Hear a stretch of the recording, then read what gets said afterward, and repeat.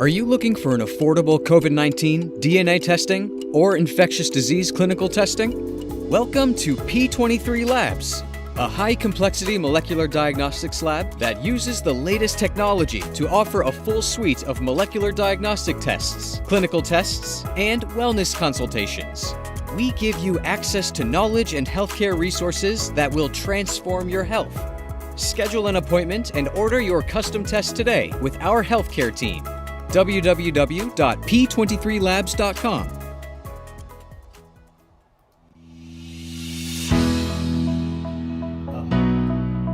Are you tired of being overcharged and forced into paying a monthly subscription for your Mac and Windows software?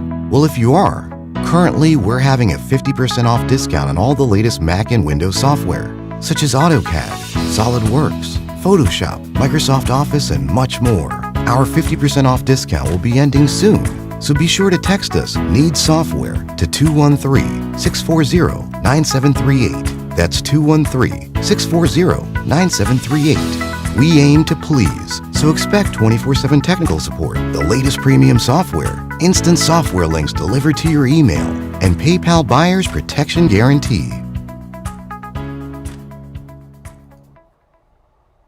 It's Jay with 6zeros.net, a black-owned message board. Not only was it created by us and funded by us, it's moderated by us. So we make sure it stays a safe space for us to talk about all things important to us. We got the Cookout where we talk about general subject matter, the Thunderdome where we talk about sports, and we have more sections on the way.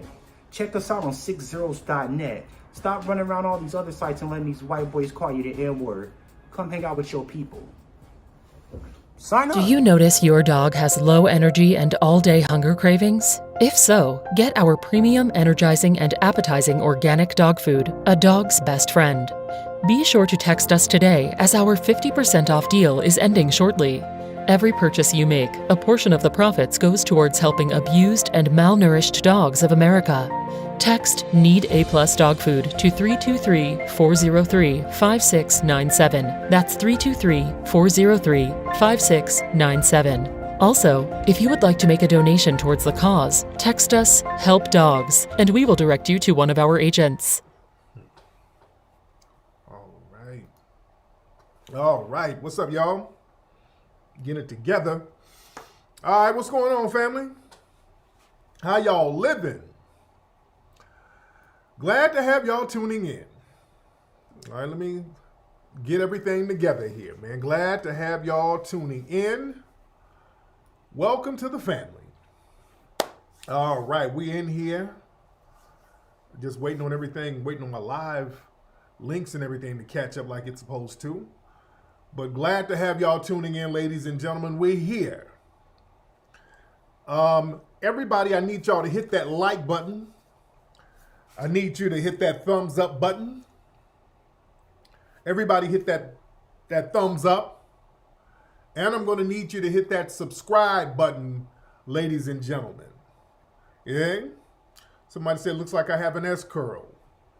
No, I do not, ladies and gentlemen. I'm proud to say I do not have any chemicals in my hair. I have a nice, coarse, textured, foundational Black American texture to my crop. That's all that is. There's absolutely, proudly, no chemicals on the dome. I have a good foundational Black American bloodline. Ladies and gentlemen. Now, I know there's some people in here who are raised off Jollof and dirty rice, and a lot of that eats at your scalp. A lot of you, thank you, ladies. The ladies are shouting it out. Shout out Coco Berry. Let me get on this hair thing. Do not project your bad hair energy on me.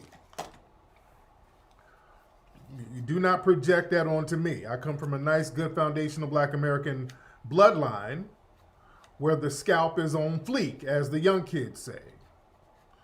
Now, I know a lot of y'all came from cultures where your parents didn't want to spend no money on a barber, so they decided to cut your hair their damn selves, and they push your hairline back and it never recovered. So you're 5 years old walking around this bitch looking like Stephen A. Smith. So please do not project your bad energy on me. And I feel for you, but do not project your unfortunate circumstances onto Mr. Tariq Nasheed, because I'm glowed up. Oh yeah, my shirt. As y'all know, I'm going for a coon vibe because I'm doing I got business deals in the works. So I'm going for a coon vibe, so don't trip. Like I said, y'all thought I was bullshit. When I go into some of these meetings, I'm going to have to give the impression that I might be a coon. So I have some coon attire. So this is my Larry Elder shirt. Well, look at what it says. Respect your elder. All right? So I'm not going to go, I don't want to go here bucking my eyes, but I just kind of want to give hints that, maybe I might be a safe Negro to do business with. I might be a coon. I want the white people to think that there's a coon possibility there. So I just have on some coon attire. All right? That's all that is. So I'm just showing y'all some of the coon attire that I got. Yeah, when I walk in, I'm gonna get the deal. Sometimes you have to be covert. The art of war is about stealth and deception. Sometimes you have to deceive your enemy. All right. Yes. So I have some coon gear that I have on deck. Yeah. But nonetheless, we're here. A lot of stuff we're going to get into tonight, ladies and gentlemen. I'm going to have you hit that thumbs up button and let everybody know that we're here. And I'm going to have you retweet, ladies and gentlemen, retweet, and let everybody know that we're live, because they have a brother under a shadow ban. They play those little games with it, so it is what it is. Don't forget, this Thursday evening is going to be the release of our Mink Slide EP. Our Funk on Wheels EP is going to be released Thursday night at midnight, East Coast time. That's what, 9 o'clock here? 9, 10, 11, 12. 9 o'clock here. 9 o'clock West Coast time. So we're going to be live right here this coming Thursday, because we're going to premiere the new Mink Slide video called Slide to You. Yeah, you dig? We're going to premiere the new video the same night the EP is going to be released. And let me say this. I got to thank everybody for supporting the song Phone Down. People love the song Phone Down. We have the video, and you go to the Mink Slide channel. The video is like over 150,000 views. On Spotify, we got almost 200,000 streams. I'm looking at, if you go to iTunes, ladies and gentlemen, if you go to iTunes, this is iTunes right here. This is, boom, boom, boom. This is the pre-orders. We're on the top 5 pre-orders right now. That's us right here. If you can see, there's a blur there. Hold on. Let me get that blur out of there. Funk on Wheels pre-order. It's a blur there. All right. That's Funk on Wheels. So we're in the top 5, top 6 of the best-selling pre-orders for R&B. So people are excited about the project, ladies and gentlemen, and I love that. I love that. Phone Down, people love it. Shout out to there's a radio station out there in Florida. They're going to put it in rotation. Another station in Michigan, they're going to put it in rotation. But the one in Florida, that's in Orlando. Shout out to Brother Paul out there. They're going to put it in rotation on some of these major stations out here around the country. And they're going to start doing that this week. Shout out to Orlando. Orlando's going to put it on the rotation down there. And that's going to be a great thing. What's the station? I think it's WHPD. I think that's the station out there. Let me get the right station name, ladies and gentlemen. Let me give y'all the right station name out there in Orlando that's going to be bumping it. Hold on one second. Let me give y'all the right radio station call letters. It's going to be on the wire out there. I want to give the right call letters. If I can find it. Hold on one second. No. So yeah, is it the Beat or the Wire? So many different radio stations. So I think it's the Wire out there. Yeah. It's 98.5 The Wire out there in Orlando. They're gonna be bumping that. Yeah, this is Larry Elder. So yeah, some people love the song. People love the song Phone Down. Very good vibe with the song. Yeah. Yeah, and look, all of my other DJs out here, all you guys, all y'all DJs from these stations, y'all hit me up. Y'all need to put this in the rotation. All my brothers and sisters out here who are PDs at these radio stations, these general managers, email me, info@tariqelite.com, info@tariqelite.com. Email me so we can chop it up so you can get this in your rotation because we're going to hit Billboard big this week, ladies and gentlemen. Yeah? Oh, I see some peasy head Negroes in here are projecting their insecurities about my lush foundational Black American hair. Okay, let me give y'all some secrets. No, don't project. Don't project. They keep saying that it looks like a perm. It's not a perm. I'm gonna give y'all some tips. Tip 1: stop smoking crack and dirty weed. That's tip 1. Tip 2, stop putting too much salt in your jollof. Okay. And tip 3, don't use so much spicy gravy in your oxtails. There you go. If you do that, you can have a lush crop like Tariq Nasheed. Okay. Don't be hating on this foundational Black American crown. Don't hate. Do not hate. You understand? Do not hate. All right? Yes, peasy-headed Negroes. My hair is peasy, but it's put together. I have peasy perfection. Your shit is just peasy. It's peasy and unruly. Yeah? But let's get into what we need to get into on tonight's broadcast, ladies and gentlemen. Let's get into what we need to get into. Y'all don't look into Larry Elder's eyes. All right? I know the coon eyes are staring at you. Don't stare in his eyes too long. If you stare in his eyes too long, it's like Candyman. He will appear in your kitchen with a plate of butter biscuits. So don't look into Larry Elder's eyes too long. And please don't say his name 3 times. All right. All right. What we're talking about on tonight's broadcast, we're talking about Tether's getting a wake-up call. We're talking about a Tether wake-up call, ladies and gentlemen. As we see the stuff that was going on at the border, where the Black migrants were getting thrown out, and then everybody started looking to Black Americans, foundational Black Americans, saying to us, well, damn it, brother, why don't you help us?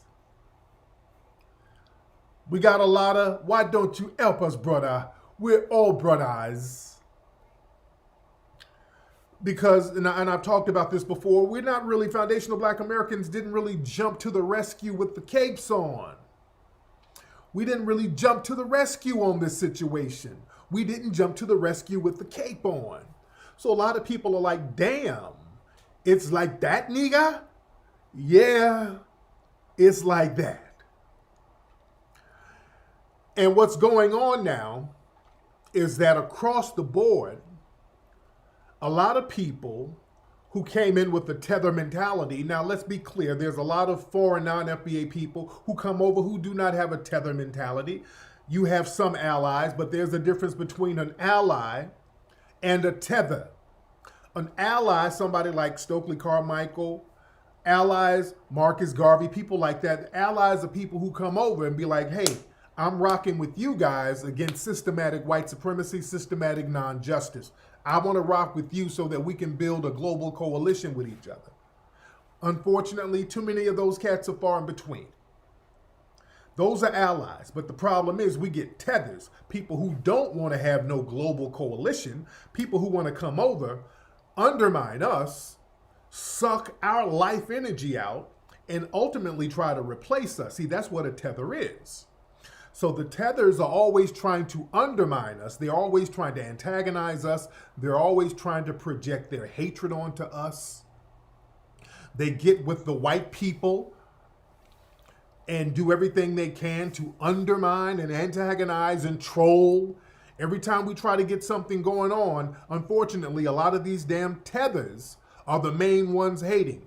These tethers sit online on message boards, making bullshit, janky-ass YouTube channels, hating on foundational Black American efforts all the time. Especially, for example, when we were doing the museum, every single naysayer about our museum that we're still building, every single one, really without really any exception, all of them were non-FBA tethers or anchor babies at the most. Really wasn't no foundational Black Americans hating on the damn museum because we don't really have that kind of hatred and that kind of jealousy, that kind of envy. Most of the Negroes that were hating on the museum were these non-FBA tethers, and they still always hop in our comment section with the same bad faith trolling talking points like this. Where's that museum, nigga? Hey, nigga, every time we talk about something in a chat room, every time we do something, hey, nigga, where's that museum? Where's that museum, nigga? We got these type of niggas lurking around us. Every time you see somebody talking about, hey, where's that museum? Or if I do something, is that money from the museum? It's, just keep in mind, it's this nigga here. It's one of these niggas. Every single time somebody has some kind of bullshit troll comment about the museum, it's a motherfucker right here with a big ass plate of Jollof, a big plate of Jollof in a monkey ass outfit with a zaddy somewhere standing around. All right? That's what we have. That's what you got right here. Now, these tethers thought that they were good money standing next to White Daddy. They thought, oh, I have arrived. I overcame. I am not like the other niggas. I am with a white man. I stand next to a white man. You standing next to a white man, you think you overcome. You think you've arrived. Now White Daddy is turning on you. Our good brother, Professor Black Truth, said the white supremacists use Negroes as tools and they always break their tools when they're done with them. And that's so, so true. That's so absolutely true. Right now, we're seeing a lot of the white supremacists breaking their tools because, see, the white supremacists, their numbers are dwindling so hard. They like a few Negroes coming over that they can vet and get coonified. But when y'all try to bum rush, wait a minute. Whoa, wait a minute, niggas. You're doing too much. Now you're getting your wake-up call. You're finding out that you weren't really that damn special to these white supremacists. You're not special to them whatsoever. They only use you as a way of undermining us. But we've gotten so on code, you're not really effective, tethers. Let me talk directly to the tethers. I'm not talking to our non-FBA allies. I'm talking to you coon-ass tethers who sit here and watch every move we make. Y'all sit here monitoring everything we do so you can make your little janky YouTube videos. This nigga is scamming. This nigga is running a scam. That's you projecting. But see, Negro, we've gotten so on code as foundational Black Americans. So when anytime niggas are coming around us, we're like, hey nigga, where are you from? We're asking questions now. See, back in the day, folks would undermine us because we would never ask any questions. We would all be like, hey, we all one big Black family. Black is Black. We all in this together. So we had these little old raggedy ass niggas popping out of nowhere undermining us. So we start saying, hey man, what's going on? Where are these niggas coming from? We start asking around like, hey man, we got a bunch of these little janky, funny style dudes and mammies and bedwenches and bedbucks undermining us, and we start asking questions like, hey man, who people is this? Where this nigga come from? Where this nigga live? Where these Toronto Burks coming from? And the fraudinistas, Jamila LePew, and where are these niggas coming from? We start asking, then we start digging into their background. See, we had to start, hey, where did these janky jive ass niggas who sit here all day undermining us, working directly with the white supremacists? I'm like, wait, what neighborhood do they live in where they're safe doing this type of shit? We started asking questions. I'm like, what, I'm pretty connected to the damn streets. I'm like, wait a minute. What hood are these folks from doing this type of shit? Niggas I know would have checked that on a street level. So let me find out where these niggas are coming from. Where are they from? So we start looking into people's background. We started to see the answer, the Candace Owens and all these people. Where do these folks come from? Then we start looking into people's backgrounds. We started doing collective background checks on these Negroes, and the common denominator we kept seeing with everybody, these motherfuckers are not even foundational Black Americans. All of these people who's doing all this little dirty, sneaky shit, about 95% of them are immigrants first, second, or even third, or some even direct. That we started seeing the common denominator with these Negroes. That's why we couldn't really get a grasp on what neighborhood is enabling these niggas to move like that. Because look, in foundational Black American culture, if you're a foundational Black American coon, you ain't really that safe.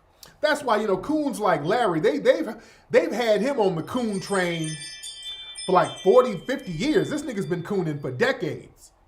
You understand? You gotta hold on to a foundational Black American coon and use that nigga for decades. That's why most of the foundational Black American coons are really old. So Larry Elder, he don't really move around in young Black circles. So he's like he's on Coon Island somewhere by himself. The Diamond and Silks, these are like older mammies. They're on Coon Island. Jesse Lee Peterson, he's an old coon. He's on Coon Island. I mean, nobody really rocks with him. And they're cool with that. These old coons, they like being in seclusion. You throw a couple of butter biscuits down to them, diddle their bussy a little bit. These old niggas are cool. So we're asking, where are these young fools coming from? Where are these young coons coming from? And a lot of them are not even from here. So that's the common denominator. We're like, oh, okay, these are coons who are coming in from other cultures, and no wonder it's so easy for them to get off code against us. So now as foundational Black Americans, we have recognized our unique lineage, and we got to thank our brother Norris Sheldon, our good brother Dr. Claude Anderson for pointing this stuff out. They've been trying to tell us for years that we have to, Thomas Sowell, they've been using him for decades. FBA coons are usually very old. So we started to look at the situation. We said, hey, we got to recognize our lineage, and we got to understand who we are. And we have to understand people who don't come from our lineage, they don't feel like they have to have a code to maintain with us. And we keep getting undermined because so many people are off code. There were so many tethers that were off code. And because these tethers are off code, now that they had these little token elevations by the white supremacists to kind of badger us a little bit, when they thought, okay, so we good, so we can just rush and just make a big dash for it now. They're like, wait a minute. No, niggas. Take your asses on back. See, a lot of these tethers thought we have more of a camaraderie with the Latino immigrants because we're immigrants. So we have more in common with the Latinos than we have with those niggas. All right? And they just got their wake-up call. The tethers got a rude awakening. Now that they got a rude awakening, it's like, brother, hey, brother. No, hey, brother. We're not doing that. Because see, look, right now, there's a massive influx on hate crimes against black people in general. Black people in general are having hate crimes against them. So your elected officials, and this is something that black people, we're going to have to get on code about too. Because see, we don't have time to have off-code tethers around us. We're going to have to get on code about how do we protect ourselves from these race soldiers and these deputized race soldiers, because hate crimes are going up against foundational black Americans and black people in general. But listen, there's several situations now where these white supremacists are attacking random black people, especially black women, black girls. This white supremacist right here, Larry Baldner, this guy assaulted 11 and 12-year-old black girls. He tried to beat them up. And they gave this dude, they gave him felony aggravated assault. But this type of stuff is going on. I don't even think they hit him with a hate crime. Let me look at the story here real quickly. Hold on, let me go to the story real quickly. I don't even think they hit this dude with a hate crime. He choked out a little 11-year-old black girl. This is in Fargo, North Dakota. I didn't know there were black people in North Dakota. 73-year-old Larry Baldner, charged with felony aggravated assault on a victim under 12, preventing arrest and misdemeanor simple assault. So he beat up an 11-year-old child and then fought with the police. He was calling these kids niggas, slapping these babies, called her a nigga and a bitch. All right. Now, I don't know the background of these kids. I wonder if they were immigrants living in North Dakota. What the hell were they doing in North Dakota? But they might be immigrants. They put a lot of these immigrants be living in these places like that. But this is where we are right now. These people are committing these brazen hate crimes, and they're getting slaps on the wrists. They're not getting any hate crime charges. Y'all saw a few days ago, I played a clip of a situation in Ohio where this immigrant woman, her child went to this daycare, and the white people, they're abusing this damn child at this daycare in Cincinnati, in the suburbs of Cincinnati.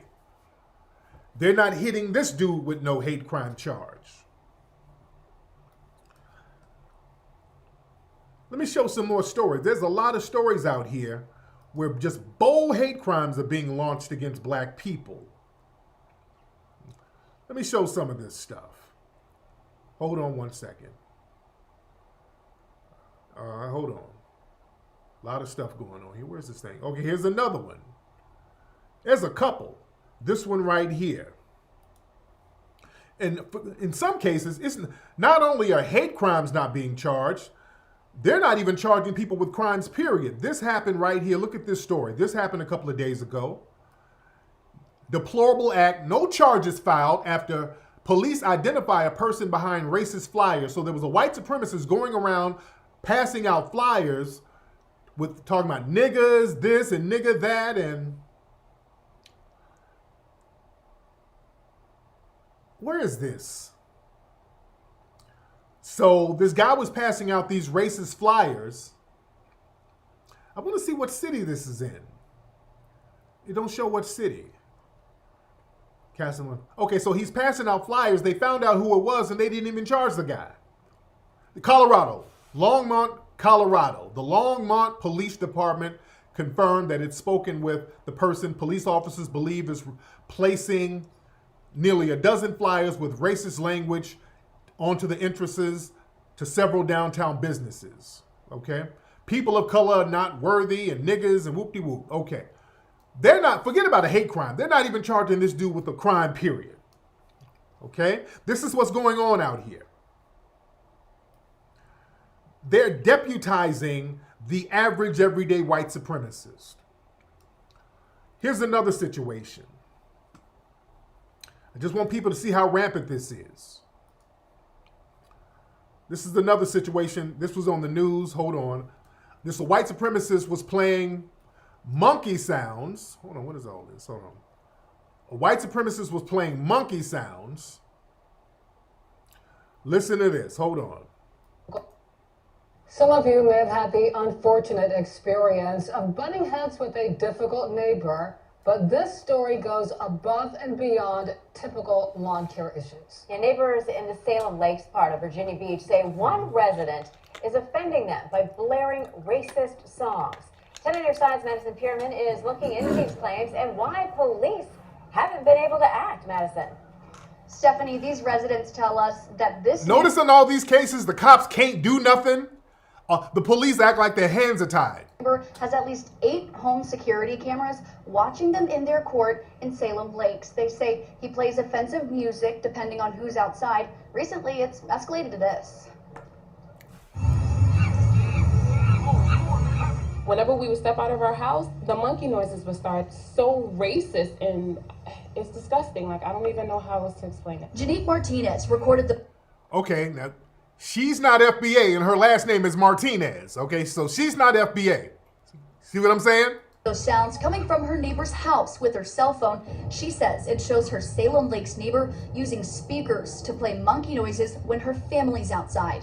It's just him. He finds a way to antagonize people and does it so passively aggressively. She says it's not just her family getting the not so silent treatment. He has played music to taunt the entire cul-de-sac. But recently, Martinez says it's escalated. He found out that we called the police on him to turn down the music one morning, and it's just been non-stop with the N-word. My son is terrified of him. Terrified. The minute I open my front door, his lights blink, or my music or my song comes on.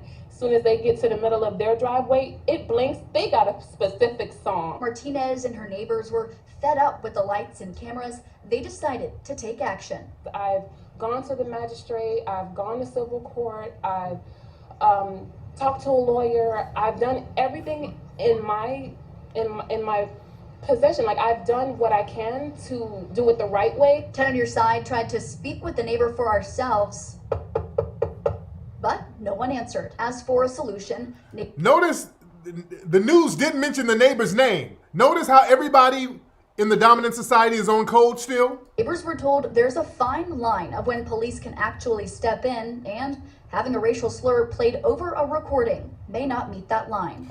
So yeah, when it comes to protecting the rights of black people, all of a sudden the police don't know what to do. Oh, well, they really technically didn't commit a crime. But they moved the goalpost. They moved the goalpost heavily when it comes to us. In New York, this is a case in New York. It was a woman who walked up to a couple, black folks up there in New York, telling the people to go back to the hood. Hold on, listen to this. Let me move this out the way, hold on. All right, hold on, look at this. This is in New York, hold on. Stay in our hood? No. Everyone. Stay in our hood? Stay in our hood. I'm sorry, what? Stay in our hood? Stay in our hood. You just told us to stay in our hood? You just told us to leave the dog park and stay in our hood. Oh my God, did you just say that to me? Shit. Wow. Oh, that's funny. Wow. The Karen is in the white. I'm sorry, you were right here, watch this entire thing. Did she just not stand here and tell us to stay in our hood? She did. You just told us to stay. Okay, now that's New York. Now look, this is the same New York City. If you say the word Asian in an aggressive way, you don't even have to say a slur. You just say Asian in an aggressive way to a person. You'll be walking out in handcuffs, getting hit with federal charges. Okay? This is the same New York where they have no problem throwing federal hate crime charges on you if you're a black person, if you say anything remotely derogatory to an Asian person. I want black folks to understand, this is why black people, I want you to listen to me. We're going to have to be very strategic about dealing with the political structure. Also, we're going to have to start acting as our own police. This is why getting on code is very important. This is why we don't have time for off-code tethers hanging around. All of us have to be on code. because we have too much of a threat coming from the outside. And the dominant society, they're all on code. They're on the code of turning a blind eye to non-justice happening to us. And black folks, when you sit up here and you participate in the political process where you keep electing these people who got your dumb ass running around here talking about stop Asian hate. Down south the other day, an Asian man just shot up a damn grocery store. Did y'all see that story? And they really didn't want to publicize that. That Asian man went in the store and shot the damn store up. Y'all sitting up here voting for these Democrats or whoever, not demanding anything for black people. You get these folks in office, then they turn around and use the Civil Rights Act on your ass.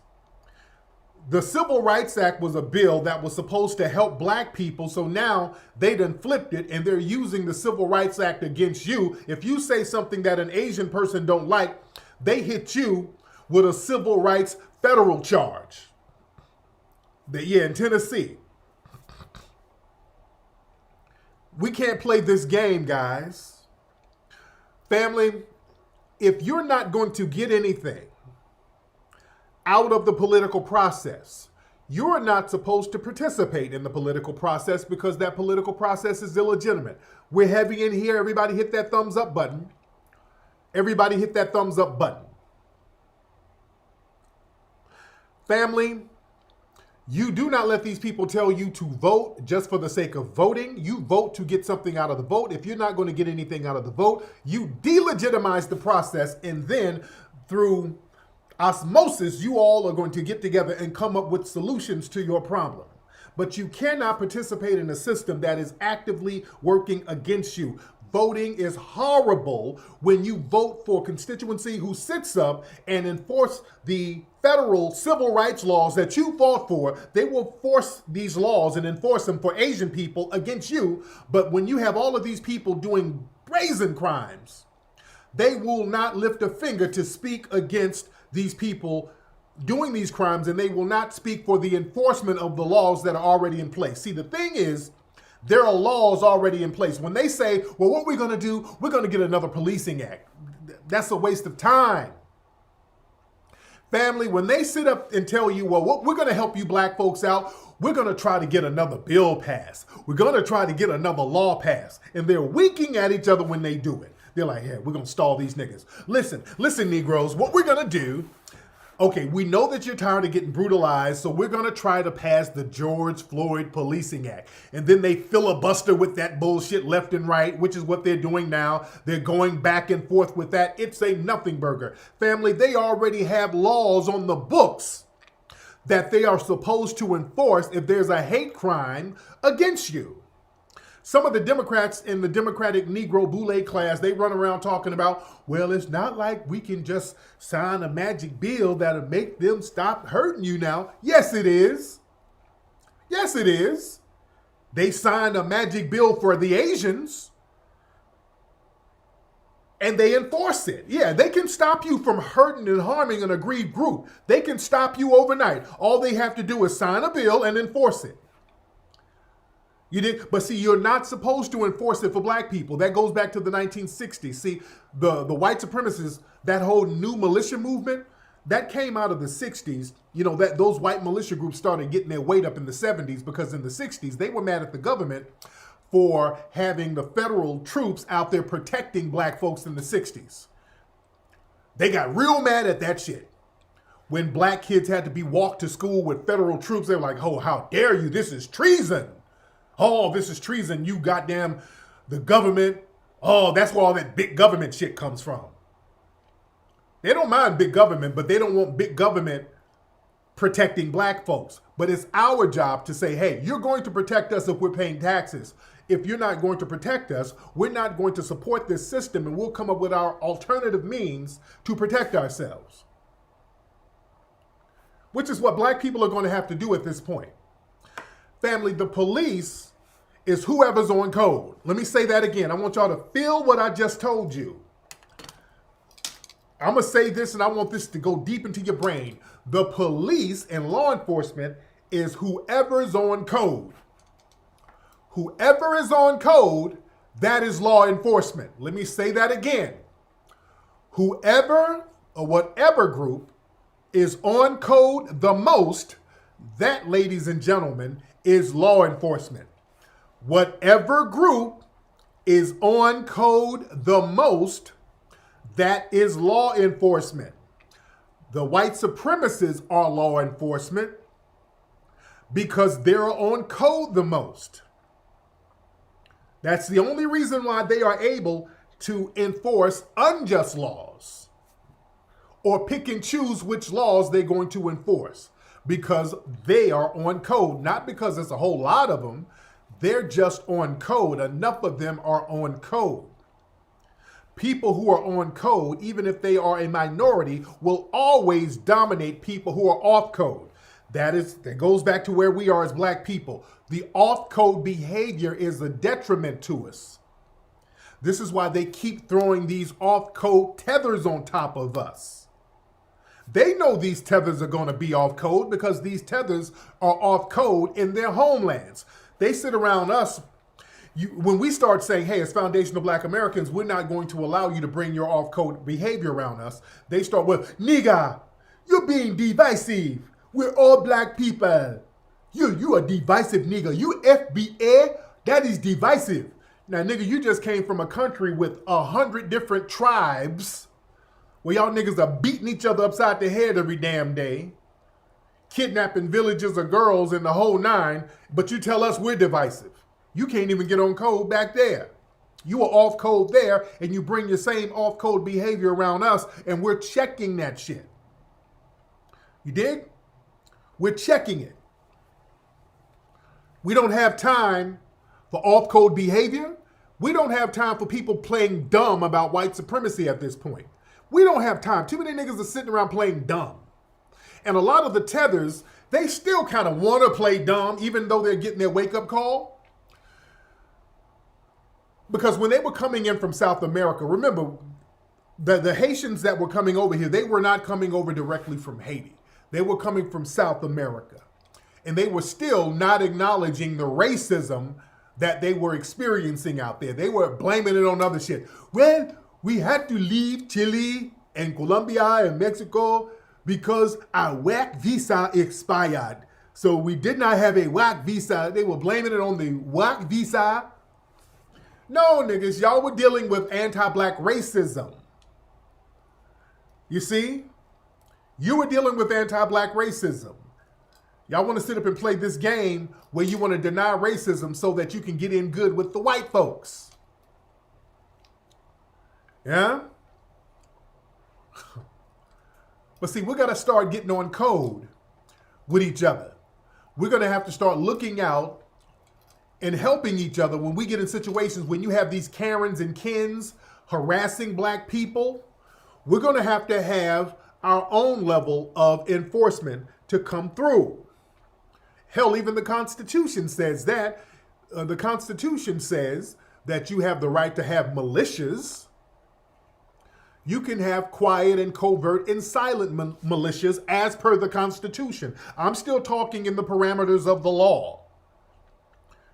If there's a tyrannical situation going on, the Constitution says, hey, a strong militia is perfect for that. And we still have to be covert, but we have to be in a position to get on code to protect each other.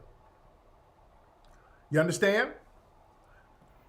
That's all law enforcement is. Law enforcement is all about who's on code. It ain't about who has the bigger weapons and all that. That don't mean shit. It's about who's on code. The weapon is here. This is the military. This is the law enforcement. This is the police. This is it. It's in your mind, dude. It's in your brain. Let's go back to I'm doing a movie about the Black Maroons, the Seminoles. The Seminoles were outnumbered. They were a small number, the Black Seminoles. The Black Seminoles were down there in Florida. They could not defeat the Black Seminoles. Why? Because the Black Seminoles, it was enough black people who had a damn code. The Black Seminoles were a small group down in Florida raising hell. They could never really defeat them. They battled the United States Army and was whooping their asses. The United States do not like to this day to admit that they got their asses whooped by the Black Seminoles. They do not like to acknowledge that.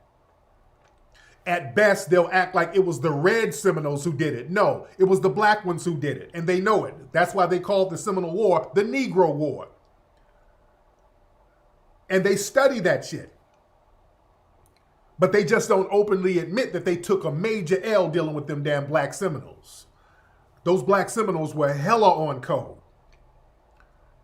And they refused to go back on plantations. They were like, look, we're not going back. We're going to die before we do that. Shout out to the legend of John Horse. We're going to talk about how the white supremacists are targeting black businesses. Somebody talked about that in the chat room. Let me get into that. Yeah, the Gullah Geechees and all that. But look, what these white supremacists are doing now, they tried this out here in SoCal. Some of these white supremacist alt-righters they tried to target some black businesses. They tried to target Roscoe's Chicken and Waffles out in Anaheim. That is one of these Asian wannabe white supremacists, that little Asian chick, Angie Chang, I forgot what her name, I think that's her name. She was with these people. They had a Negro, a non-FBA coon with them. Some of these alt-right white supremacists are going around trying to target and harass black businesses under the guise of being anti-maskers. So they go into they went down to Anaheim to Roscoe's, and let me show y'all this clip. And this filthy white supremacist woman was sitting up here talking about how the black employees are discriminating against her because she don't want to wear a mask, and she starts quoting the 1964 Civil Rights Act. Now, even though they went out there to Anaheim, some of them still got hands and feet put on them. But let me play the clip of this white supremacist suspect woman who went to the Roscoe's out in Anaheim. Now, they knew not to go to the one on Manchester, all right? They knew not to go to that one or the one in Hollywood. They went out there to Anaheim where they thought they can kind of get away with the bullshit. But listen, look at this. Hold on. This is how they're trying to use anti-masking as a way to harass black businesses. Now, down in Anaheim, Roscoe's is probably the only black business there. So they skipped all of those businesses in Anaheim and targeted Roscoe's. All right? This was a racial harassment attack. Hold on. Hi, good morning. We just wanted to come eat. We require masks. I understand that there's no mandate in Orange County. Okay, and we have to reserve the right to refuse service, so you guys still leave the building. That doesn't work for medically. She doesn't. I have a disability. That doesn't work for disability. What's your name? What's your name? Can I see your phone, baby? Can I see your phone? Can you please leave? No, No. I cannot please leave. We're You not can gonna call the start police. you. You can We're call not the gonna police. start you. We'll call the police. You have no right to refuse service to me. I have PTSD. I cannot wear a mask. Well, you I guys cannot need wear a service, mask. please. So you wouldn't let a veteran come in No. here because he can't wear a mask? Absolutely not, because You see how dirty and deceiving this is? They went down there to harass these brothers and sisters at this business. They purposely targeted them. This is hostility. This is why we got to have our own militia police force that is covert. We have to police this stuff. Do you know? Have you it's our seen? it's against our safety and health guidelines. No, it's not. So you guys No, can it's go. not. That's Thank absolute you. bullshit. Please, That's because absolute you- bullshit. Under the 1964 Civil Rights Act, I demand equal access, and I will be calling the police. I will be calling the police. I have PTSD. I have PTSD. I have PTSD. And you guys are discriminating against me. You guys are discriminating against me. And you do not want to give your name. Trust me, there will be lawsuits. There will be lawsuits, and you will be personally sued. You will be Baby, personally just tone it down. sued. You will be personally sued. I'm 6 feet away. Oh, look at the sign. I'm 6 feet Tone away. it down. Could we please get a business card? Could we get your business card, please? Thank you. You can leave. You do relax. Don't You touch cannot come me. in our area. You cannot come in our area. Touch me. Do You not just walk touched up on me. me. You just I did not touched touch me. you. You I just touched touched your me. phone. Get You out of just here. I touched don't me. care. Get out of here. You just touched me. Bye. I saw. Fauci lied and people died. Go read his emails. Go read the Spanish pandemic, the Spanish flu. People died from wearing masks. And that's Fauci's own research. Go look that up. It doesn't matter. You guys are discriminating against me. You just hate me. You guys are discriminating against me You because just I have PTSD. Bye. Instagram, Facebook.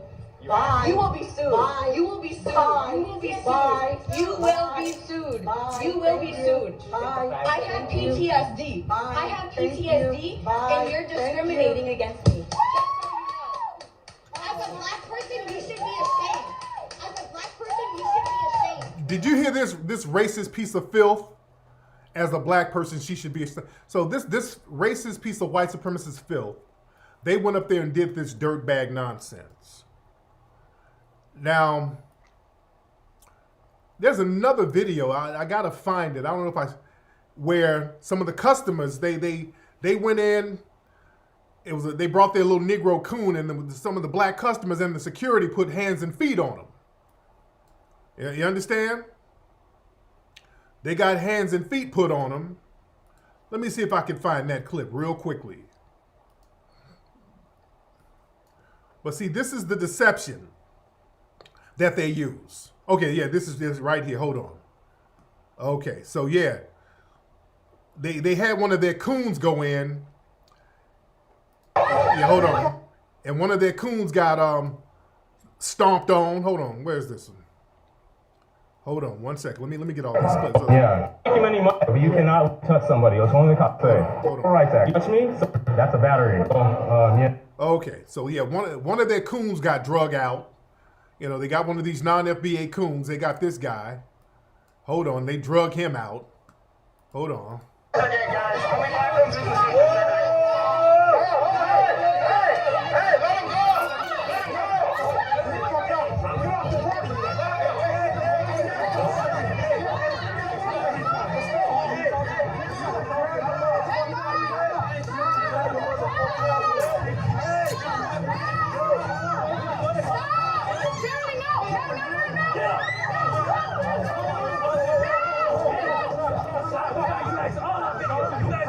We got you on video.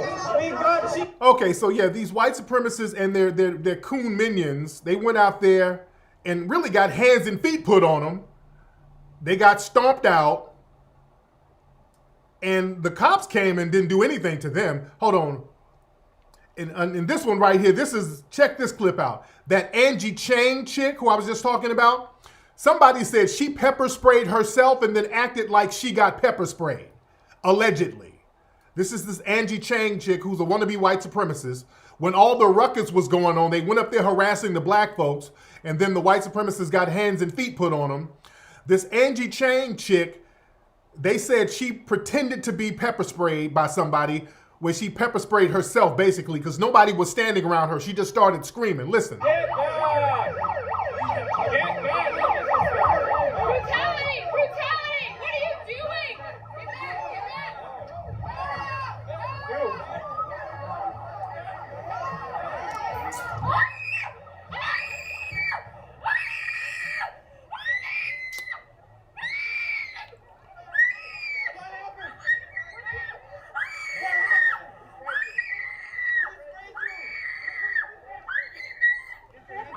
So she's doing all this fake screaming, and they doing all this showing out.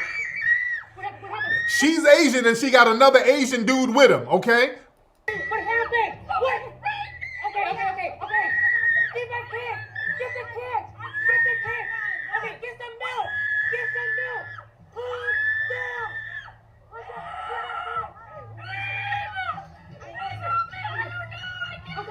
Okay. Get some milk. Get some milk. And y'all dumb Negroes sat around here talking about some stop Asian hate. You goofy Negroes sat here under the instructions of your Democratic masters talking about stop Asian hate, and they're doing little shit like this, harassing and targeting, racially harassing a black business. Fake as hell. Family, and they got hands and feet put on them. But we need more of that. This is why we got to have a team of black folks on code to protect each other from this type of stuff. We got to be on code, and we got to be ready and on deck to look out for other people who are going, somebody said, well, they planned to go up there with the bullshit. They went up there to cause a ruckus towards the black businesses. And the police didn't do anything to these people. The so-called law enforcement, they didn't do anything to these people. And they know these people have a reputation of going around doing this type of shit. Yeah? They go around doing this type of shit. This is your minority coalition. They get their minority coons and mammies and bedwenches to go along with them. And black folks are still, some black folks are running around here talking about some damn minority coalition with these other groups who are actively against you at this point. They're working directly with the white supremacists against you. Black family, FBA family, we have to be so ultra on code. Anybody who comes around us, boy, you better show and damn prove. I'm talking to the black folks here. Other groups, whatever. If y'all other groups come around us, boy, you better come in with punishment for white supremacy. You better come in on a white supremacist punishment horse. You better be coming in the door punishing a white supremacist if you're non-black. But if you are a black person, you got to come around us extra on code. Especially if you're non-FBA. You better come around us ultra on code at this point. We don't have time for bullshit. We got too many people actively against us. Too many groups doing this type of janky BS right here. We got too many people who are actively against us, and we got these hate crime laws that's going on, and they're not being punished. Everybody's turning a blind eye who's supposed to enforce the law. It has to come from the soil. The soil has to be on code, and we got to start pulling up and protecting each other because of this shit. That's all that's going to have to happen. We're going to have to start pulling up to protect each other against this type of shit. We got to be so ultra on code where we got to drop everything and bam, go look out. That's the only way, guys. We have to be able to drop everything on a dime's notice and say, hey, we need to go up here and make sure this shit is good. We got to start being on deck and being ready to pull up at any given moment. That's just what it is. And we got to do it covertly if we need to. We ain't got to make no big announcements. The more covert, the better. But we're going to have to start looking out for each other. We got to be that ultra on code to protect each other from this type of stuff. We ain't got to Snapchat it, none of that shit. Just pull up and do what we need to do to neutralize the damn threat. You dig? We're going to have a real empowerment railroad, an underground railroad of empowerment and protection. You understand? But that type of shit. Because see, when the police, so-called police show up, they're on code with these fools. The police are going to show up and protect them and not protect our rights. Like I said last week, I showed a video of a black woman employee working at a bar, a white supremacist woman calling her all types of niggas, and the cops came in arguing with the damn black woman. The cop is on code with the damn woman committing the hate crime. So the law enforcement, as we know it, it is too polluted from the bottom to the top. But that's okay because law enforcement is whoever is on code. Law enforcement is whoever is on code. Please understand that. I want you to drill that in your brain. Law enforcement is whoever is on code with each other. Let's go back to the Seminoles. With the Seminoles, they were whooping the U.S. Army's ass so bad, the U.S. Army had to ultimately do a good money deal with them. They kept trying to do these little janky deals where they would say, hey, let's sit down for a truce, and then they would try to arrest them and all this old shit. So they kept trying to do that, but ultimately, the black Seminoles kept fighting. The Seminoles kept fighting them. So they had to come up with a deal where they were going to let the Seminoles know, hey, look, let's call a truce. We won't put you back in slavery. The black ones, we won't put you in slavery. All we ask is that you guys have to leave Florida. So if you agree to the deal, we have an immigration camp. We got to stay there until we get everybody moved out of Florida. They're like, all right, but don't be on no bullshit. They were like, all right, we'll do that, but we watching you. All right, we made an agreement. We'll leave. All right, we'll bounce. But don't try no bullshit. So the black Seminoles and the Seminoles went to an immigration camp in Florida. where they were going to be prepared to be taken to Oklahoma. Our good brother John Horse, our hero, he noticed that white slave owners and these strange white men kept coming up talking to the U.S. Army and talking to the generals, having these little secret meetings.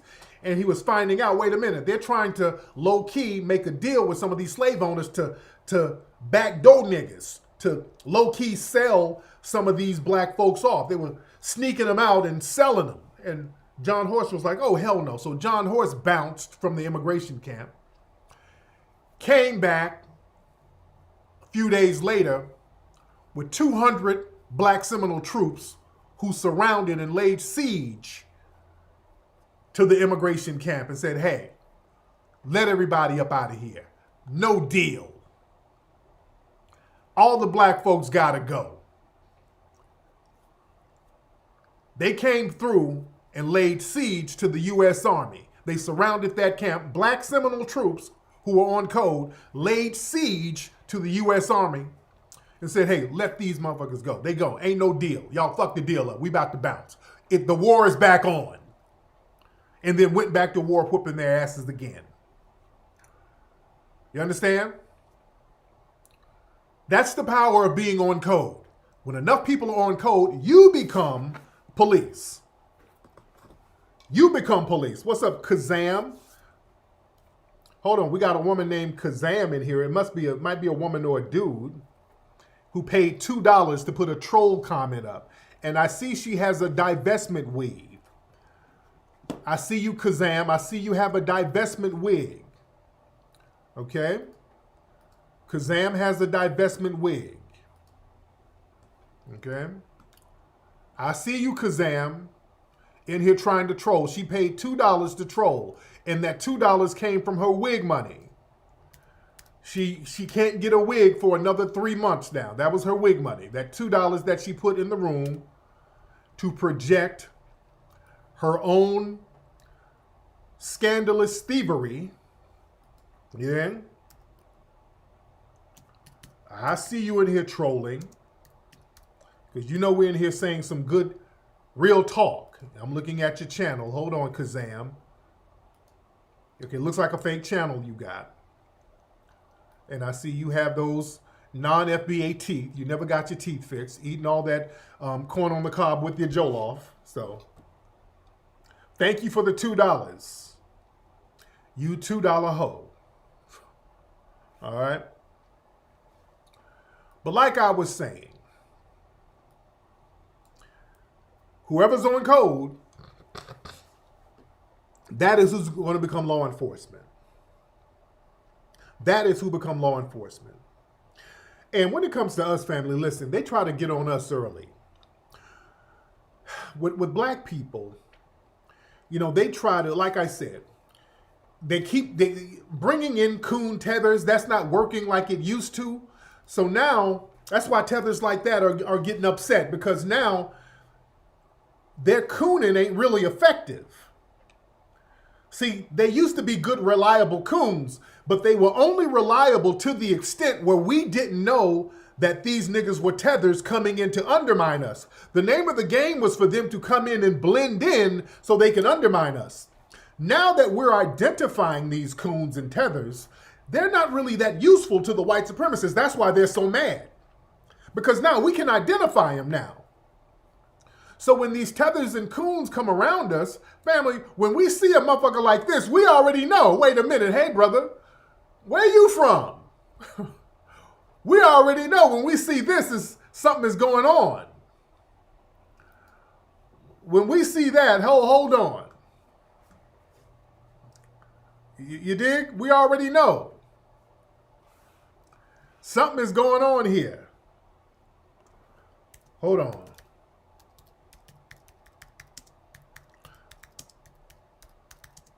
Yeah, when we see that, we know something ain't right. We know something ain't right. And when we see a $2 wig, when we see a $2 divestment wig, wait a minute, where is she from? She's not from here. We know a $2 divestment wig means, okay, this person is from somewhere else. When we see a Zaddy wig, we know it's a Tether alert. It's a Tether alert. Wait a minute, we got to watch your actions. We know something is going on here. So they're upset that we can identify some of the people who tries to undermine us. We can identify them now and say, hey, wait, this nigga is not our spokesperson. We're not letting unvetted tethers speak for us.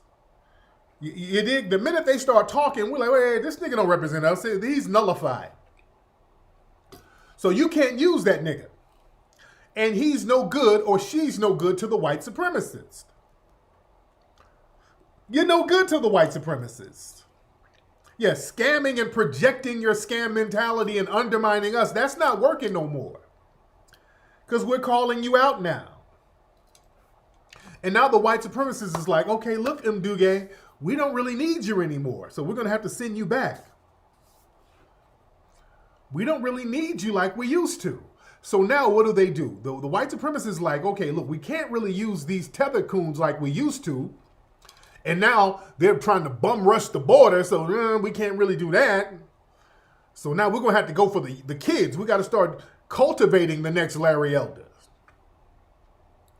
They're going to have to start trying to cultivate, baby coons now. And when we see stuff happening in classes, in schools, let me show you an example of what they're doing in school now. This was in somebody's class. I want y'all to see this screenshot. I don't know what school this was in, but this is in some school. Is slavery always bad? I really want to know what school this was in. Pros. Slaves would be beneficial for some companies due to faster work performance. Cons. Slaves were sometimes harshly beaten. Pros. Not all slaves were treated with neglect. Cons. Slaves had little to no freedom. Pros. Most slaves had food, shelter, and clothing. Cons. Families may be separated. Pros. Slavery can be viewed as an opportunity to pay off a debt. Cons. Slavery goes against human rights. So the fact that this is even a remote debate, this shows you how sick these white supremacists are, and they don't look at slavery as a bad thing. They still don't look at slavery as a bad thing. To this day, they think that black people still deserve to be enslaved and the means justify the ends. If your enslavement means that they can get all the benefits and privileges of whiteness, so be it. That's why the dominant society, they'll never voluntarily be on some shit about equality. Equality is a bad thing to the white supremacists. I want black folks to understand that equality is a negative. Because if we're equal, we're going to surpass them. We have to be in a situation where we're in a dominant situation where we can protect ourselves. That's where the code comes in. Let's stop all that equal right. They love throwing that equal shit at us. Damn equal. We need to get rid of white supremacist domination. See, we got to stop playing word games with these white supremacists. See, they start playing word games with our children at a young age. All of this minority, aggrieved communities, underserved areas, let's stop all that. Let's stop playing these word games with these people. We live in a system of white supremacy. We have to teach our children that, and we got to stop being ashamed to play to admit what's going on with us. We play these little childlike games with white supremacy. Hit that thumbs up button. There's a lot of us in here. Hit that thumbs up button. Hit that like button. But look, there's a video that the white supremacists were circulating around of this black kid. He's in school talking about it's really about money. Somebody's been teaching this kid some talking points. He's using talking points. And boy, white people are really big up in this kid. Now listen to this kid. Now I want y'all to listen to this. Listen to this. And look at his surroundings. He's around a bunch of white kids, it looked like. Hold on. This system is really not fair because the average person that's wealthy can easily pay their way out of prison.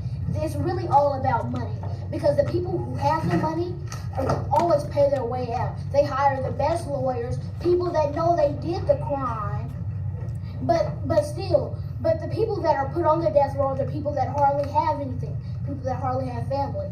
Think about it this way, and back to my favorite story. My favorite show, O.J. Simpson versus the people. He literally paid his way out of jail. It wasn't from his lawyer. It wasn't from the jury. It was the way that he represented himself. It was the way that he paid people to let him free. Okay, so this kid sounds like he's adopted by white people, or he might be non-FBA. You know, but the little baby coon crumbs are really dripping. They're making a little Larry Elder. They're making a Larry Elder Jr. He sounds adopted. He sounds adopted by white people. Notice the example he used of unfair injustice in the court system was Johnny Cochran and O.J. Simpson. This sounds like a kid who was adopted by white people. And I notice a lot of white people are talking about how articulate he is and all well-spoken he is. Those very condescending talking points. But yeah, it's all about money. See, that's what white supremacists say when you talk about racism. Let me break down his talking points here. Number one, it's not about money. But the people on death row are usually people who don't have money. No.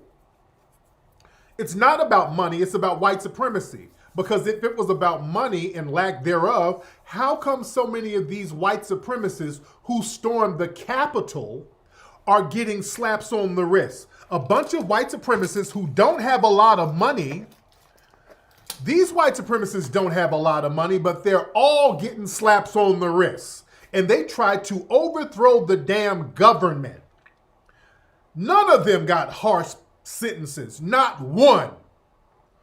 These white supremacists ran into the Capitol building, many of them armed, and tried to overthrow the government, and they're getting the equivalent of parking tickets.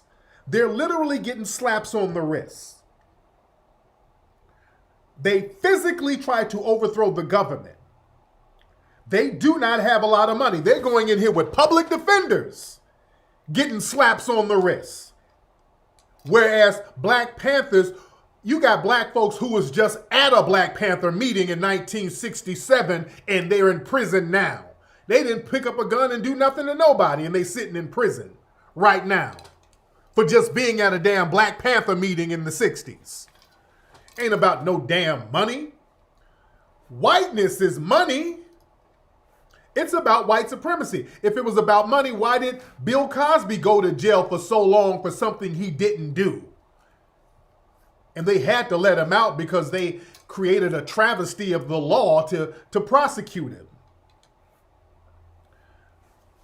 Bill Cosby had damn near $500 million and they locked him up off the word of a bunch of broke white women.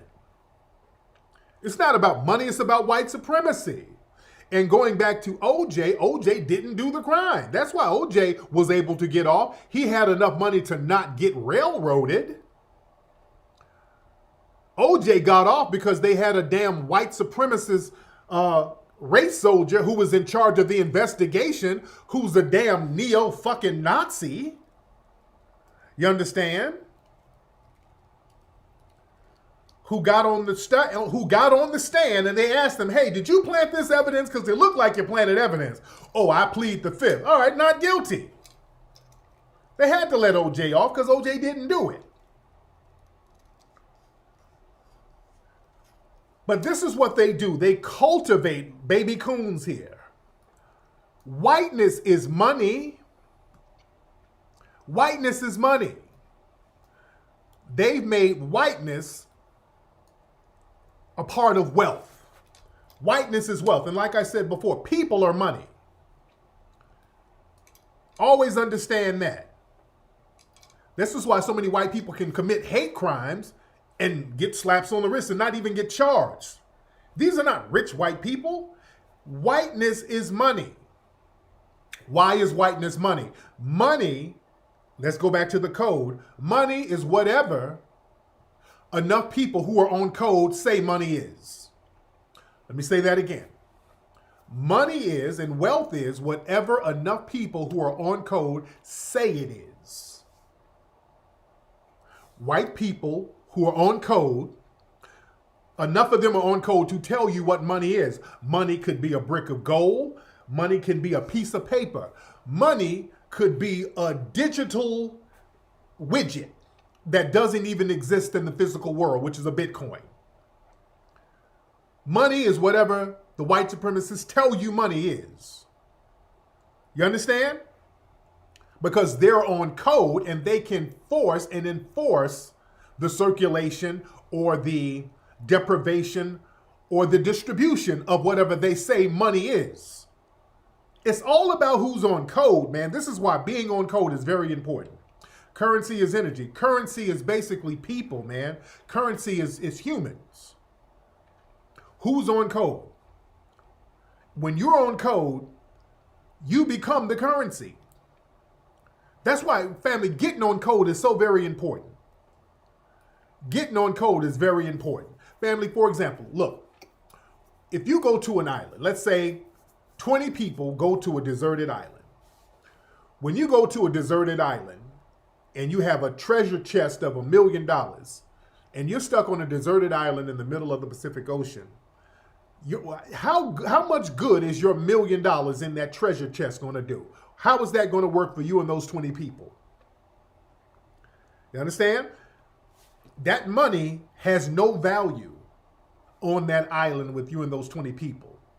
Okay? Because now on that island, if it's just you on that island, Bitcoin don't mean anything. The fiat money don't mean anything. Even gold, that doesn't mean anything. The only thing that means something on a deserted island with you and 20 people is the labor and the input and the input of the people on that island. Whatever work or labor or contribution the human beings can put forth, that becomes valuable. So out of the 20 people, if one person knows how to build huts, that person becomes an asset. That person becomes money. If another person out of the 20 knows how to fish, that person becomes an asset. Third person knows how to build fire. That person becomes an asset. That's money. You understand? That becomes the money. That the people are the currency, your skill level. So now, let's say all of these people are on an island. And you still have the fiat money, the paper money there. That's worthless anywhere else. But let's say one person who knows how to fish says, hey, look, to the man who knows how to build huts. Listen, I'm going to get you 20 fish if you can build me one hut. So what I'll do to remind you, I'll give you 100 of these fiat dollars that's going to represent my 20 fish. You understand? I'll just let you hold on to that just to remind you, just in case we forget, just to remind you, you build that hut, I got those 20 fish for you. You see, this is how you start to build an economy. This is how you build a civilization. Fair trade. It's all about trade. This is why when we talk about Pan-Africanism and global empowerment, it's all about getting with folks who's going to be on some fair trade shit. You understand? Okay, so now somebody knows I can get the fish. I'm a man, I know how to fish. I just gave this man 20 fish for the hut. And so now I got a crib. I got a place to stay. And I'm still catching fish and I'm giving fish to people and we're working with each other. Then we find somebody else on the island who knows how to cook the fish real good, okay? So it's a barter system. So I'm gonna give you another $100, hold on to that. You owe me some fried fish a little bit later on. So now we're bartering with these. I'm teaching you how to build an economy. We're bartering with each other. That's how you build. We're all on code because we know we need each other. We know that we all need each other and we have to bring something to the table. This is the idea of what Pan-Africanism was supposed to be. This is why when foundational Black Americans, when we go to other places, we go trying to create a barter system. We go to these places, normally when we show up, and I'm gonna speak for myself personally, when I went to Haiti, I went there building. I donated thousands of dollars to different schools in Haiti. I went to Haiti giving water filters to the people. I went to Haiti, I did a film about their culture, about their history that has been shown all over the nation, all over the world, as a matter of fact. I brought something to the table. Now, when I was there, I was asking the people, hey, look, I'm showing you guys, hey, us foundational Black Americans, we're trying to extend an olive branch so we can all get on code with each other. I'm showing you that, hey, as an act of good faith, I'm doing these things for the society here. Why don't you do something for us too? As foundational Black Americans, we would like to come over. We would like to trade with you. You guys got fruit over here. You guys have certain resources over here that we can use. I'm willing to even not only give more money, build houses for some of the people over here. Why don't y'all help us get some land tracts allocated to foundational Black Americans? And we can just continually do business with each other. Nobody was biting on it. You see, when it comes to the reciprocation of it, y'all reciprocating, all of a sudden, it's all one-sided. That's where the problem comes in. Dude, I done been to Africa, man. I done gave thousands to Somalia when my man Kaepernick and Shaka Bars was trying to do something a couple of years ago, was trying to get food for the people in Somalia. I put a couple of stacks out there for those brothers. I was just talking to Shaka Bars the other day. He's over in the Congo. I just put $500 on his GoFundMe because there's a volcano over there. So I still look out for people over there in certain countries if they're going through some things. And if I know some people over there who's thorough, who's doing some good stuff. When I went to Zimbabwe, I was giving thousands of dollars to some of the farmers over there to help them get their stuff together. And I was letting the folks know, hey, look, I'm trying to get some trade lines over here. Hey, you guys got fruit, vegetables, y'all got all types of food over here that we can use. Y'all got farmers here. Let's get a deal with these farmers. Let's trade, man. So if we as foundational Black Americans, if we need to hook up with you guys on some stuff, on some of the natural resources here, we have a trade route. How about y'all allocate some land over here to us too? Ain't nobody biting. I went to South Africa, same thing, giving money to orphanages. Hey, why don't y'all allocate some land or even do a dual citizenship thing? Y'all got all this land over here. Ain't nobody using a lot of it. Hell, y'all could just give us a few tracts of land, man. We'll build a whole city right here. We'll get this shit popping. And we can trade. There's a lot of people over here with skills. We can get this thing popping. Nothing. Even if you don't have no money. My thing is, look, I know y'all ain't got no money like that. It ain't about money. It's about what we can bring to the table. At least allocate land. The land is already here. That's nothing. That's not going to cost you nothing. Man, y'all can fight to say, hey, look, let's get some of these foundational Black Americans some land over here. That's not coming out of our pocket. In fact, that'll help us. Never reciprocated, man. Somebody said, buy the land. Nigga, when Black folks went over there in the 1920s, they tried to buy the land. Some of those tribal chiefs was like, no, you ain't from here. You cannot buy the land. Yeah? And if we try to buy the land, look, there's all types of little scams that they got with people selling the land, man. They got all types of little scams with the land selling. Because there's Black folks who try to go over there to Ghana and they up in the price and it turns into a finesse. Let's go back to Haiti. Talking about why don't we buy the land? Dude, I was going to give people some free fucking houses in Haiti.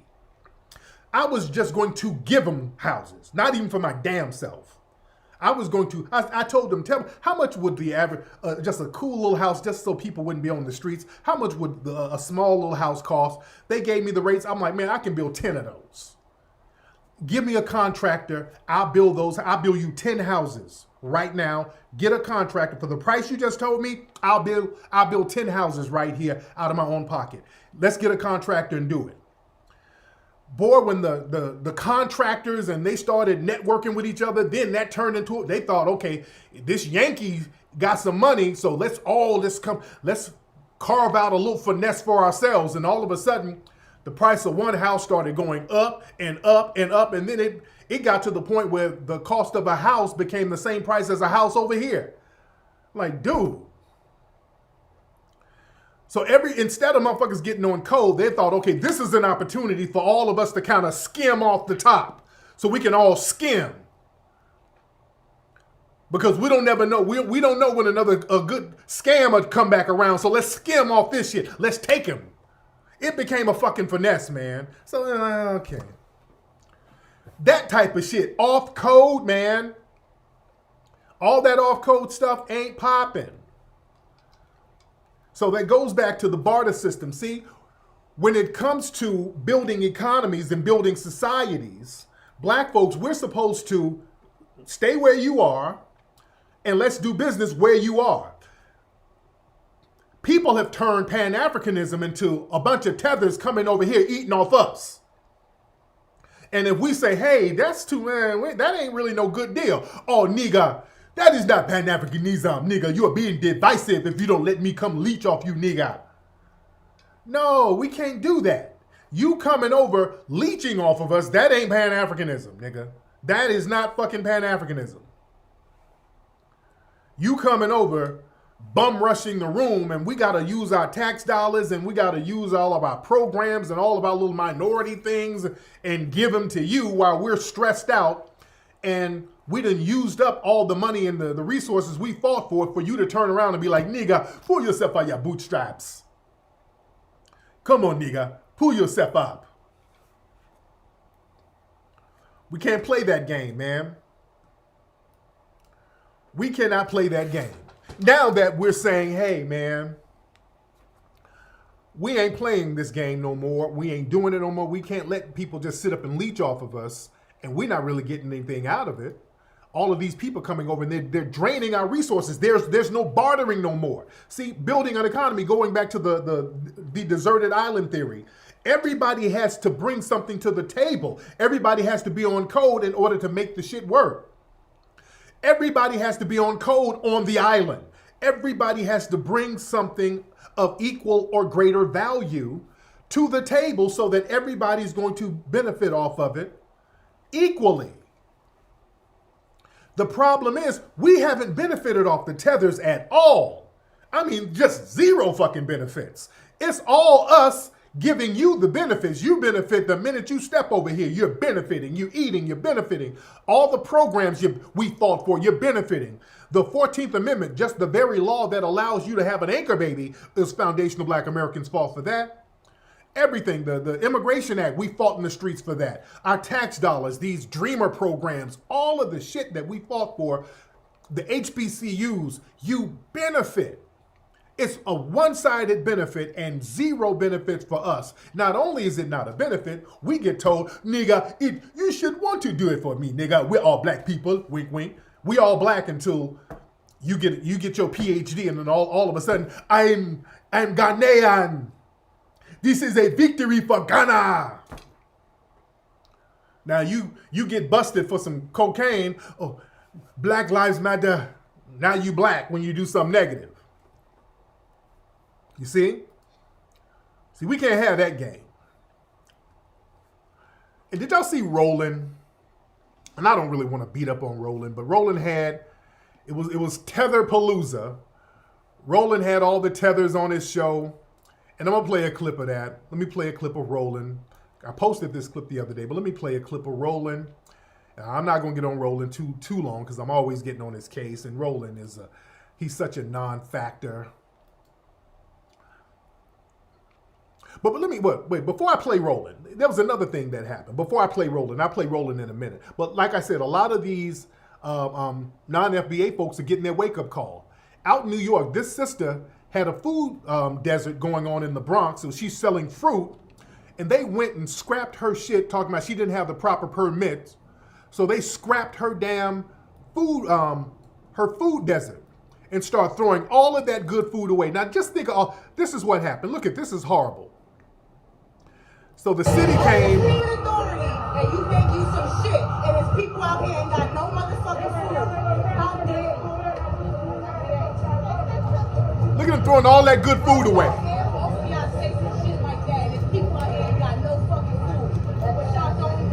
So they getting this woman's food and throwing her food away.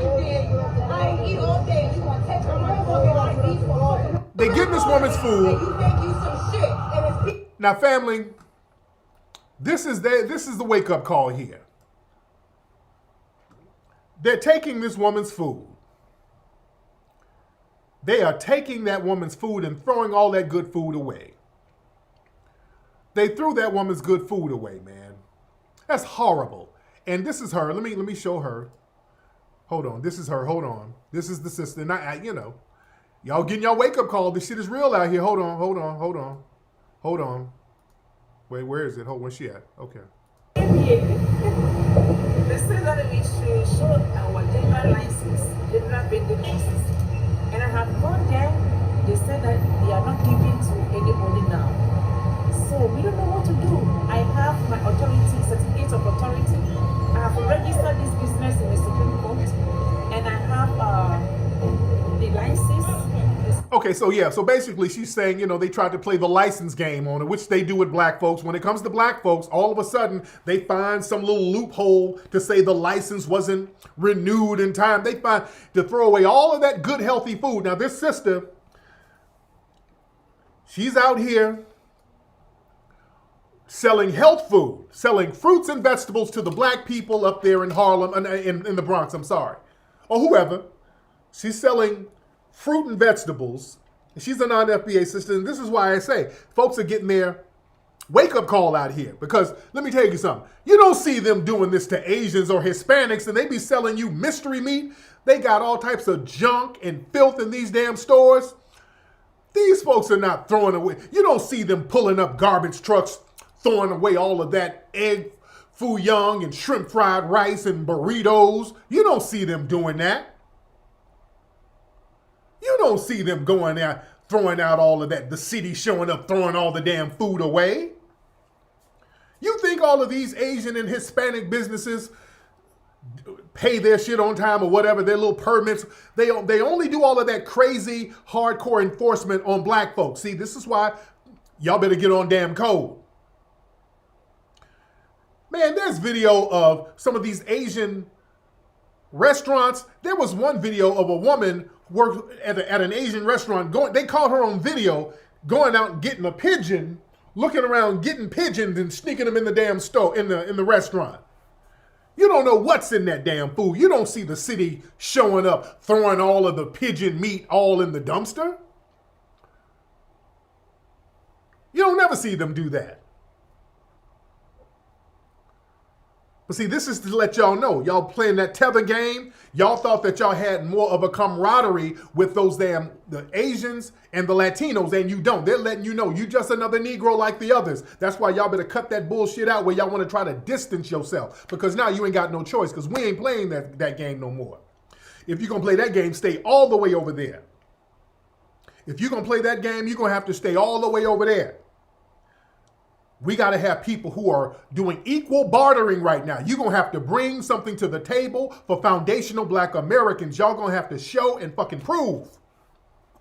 You're going to have to bring something of equal or greater value to foundational black Americans. That's all it is. And all of your hating ass tethers, those niggas got to go. We cannot have that. A lot of folks in here right now. Now let me play this clip of Roland Martin. Now Roland and the Tether Brigade, they're up here talking about how, where's this clip? First of all, he's talking shit about foundational black Americans and B1 and all this, and they're talking about what we need to do and all of this stuff. Now listen to this. Hold on. This is Roland and his crew. Hold on one second. Hold on.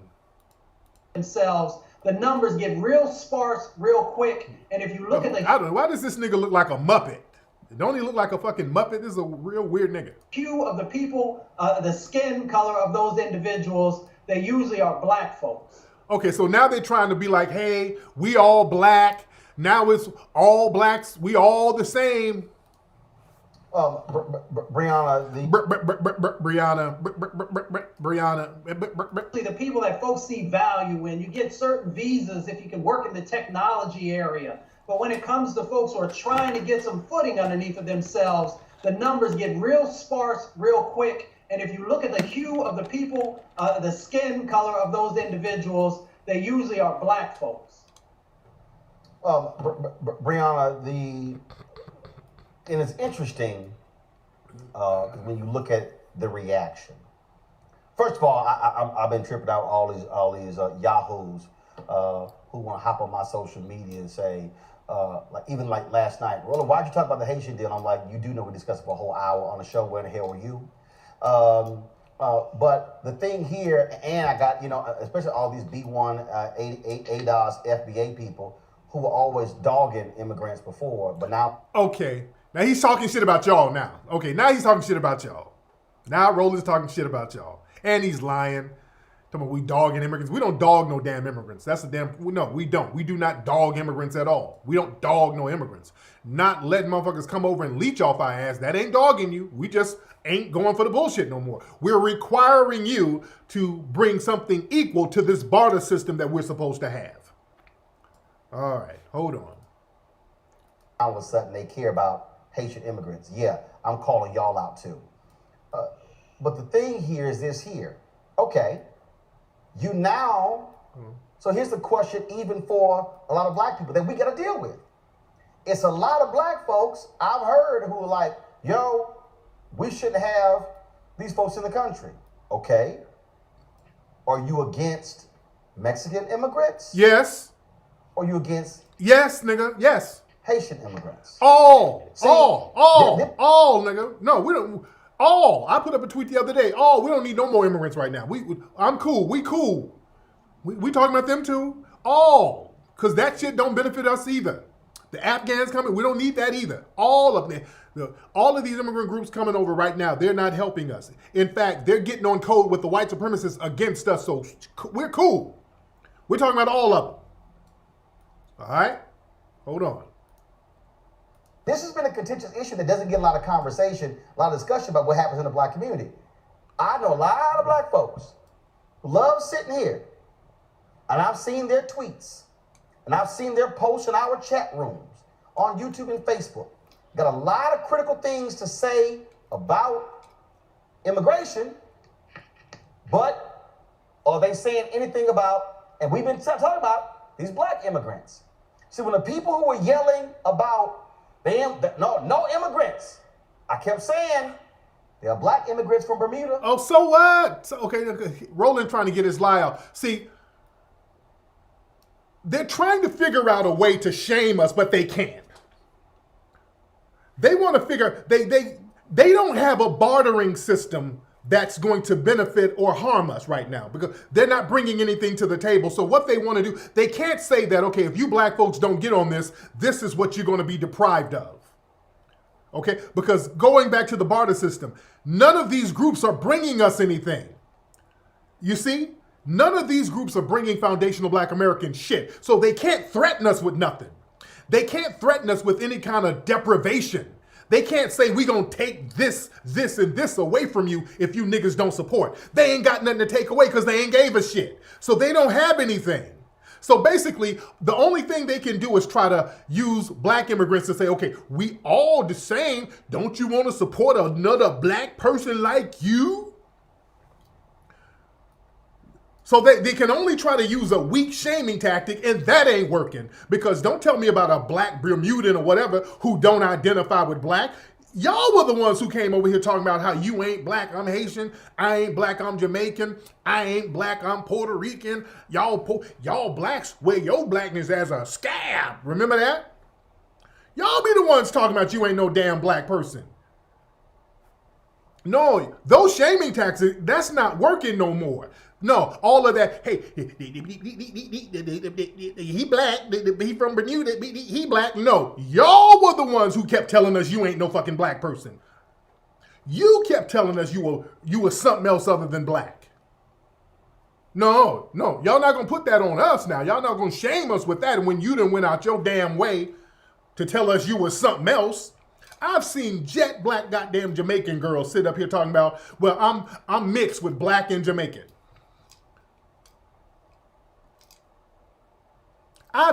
Some of y'all heard the same bullshit ass talking points. I'm black and Haitian. How many of y'all heard niggas actually have that bullshit come out their mouth? I'm black and Trinidadian. Really? What's the difference? And we look at them with confusion. And sometimes they don't, and I'm just talking about the anchor babies. The anchor babies will say that. The only ones who say that are the anchor babies they got a foundational black American mama and a Trinidadian daddy. Oh, I'm black and Trinidadian. Oh, I'm mixed. You jet looking like goddamn Wesley Snipes. Oh, I'm mixed. I'm a mixed nigga. Really? Yeah, I heard that shit before, and you've heard it too. And the ones who don't have a foundational black American parent, they'll be like, I'm not black. They'll say out of their mouths, jet ass black, oh, I'm not black. Oh, I'm not black. I'm Bermudan. I'm Bayesian. I'm from Barbados. I'm not black. I'm from Barbados. I'm not black. I'm Haitian. I'm not black. I'm Dominican. They're good for that shit.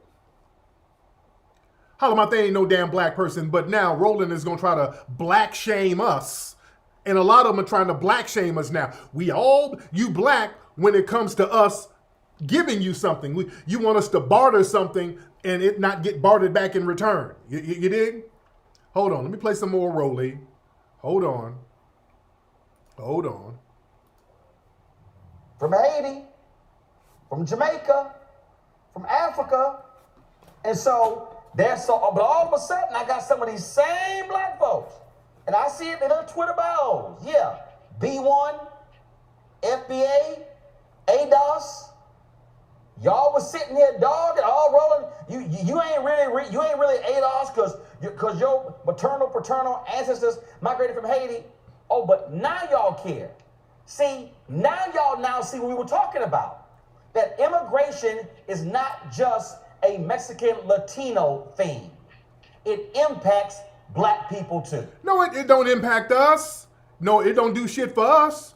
No, it impacts y'all. It don't impact us. But you see, it impacts black people too. And we all black. No. It impacts non-FBA. Doesn't impact us. Doesn't help us. No, that black shaming ain't gonna work, nigga. No, it doesn't impact us. And he knows that. That's why he had to say, well, some immigrants are black, so therefore it impacts black people too. Non-FBA, which y'all go out of your way to differentiate yourselves from us. You go out of your way. So you're not going to play that game with us, Rolly. Now let me play let me play the rest of this because this one chick was on here. Let me play what she had to say. Hold on. Yes, and I think a lot of people, I would say, especially a lot of Black Americans, sometimes do not see themselves in the larger diaspora. At the end of the day... Y'all don't see us in the larger diaspora. What are you talking about? Y'all don't see us in the larger diaspora. No, we're the ones always running around talking about Pan-Africanism. They don't see us in the larger diaspora. What are you talking about? These other groups don't look at themselves as some kind of black global group. These other groups are so damn tribalish ridiculous. They don't see themselves as some large black global group at all. They focus on their little tribe or their little island somewhere. They don't look at themselves as a big global black group. We're the only ones who do that. Hold on. We are black.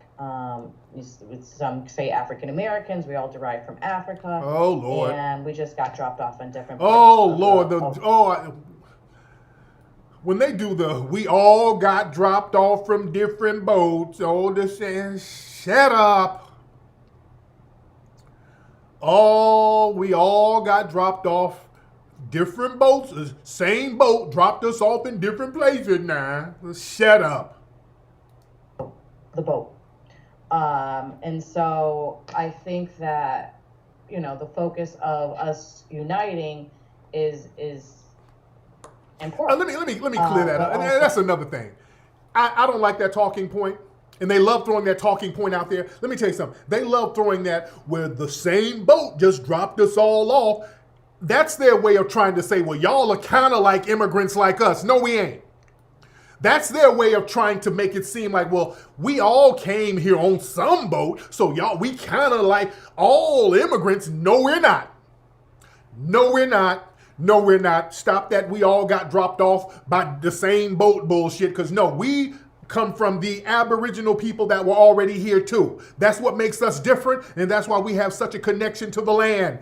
We came from the black Aboriginal people that were already on this land. That makes us completely different from all these other groups, and that's why they got a bug in their ass, because they try to get us up out of our birthright, which is our land. That's why we don't ever bounce. That's why we have our blood tied to the land.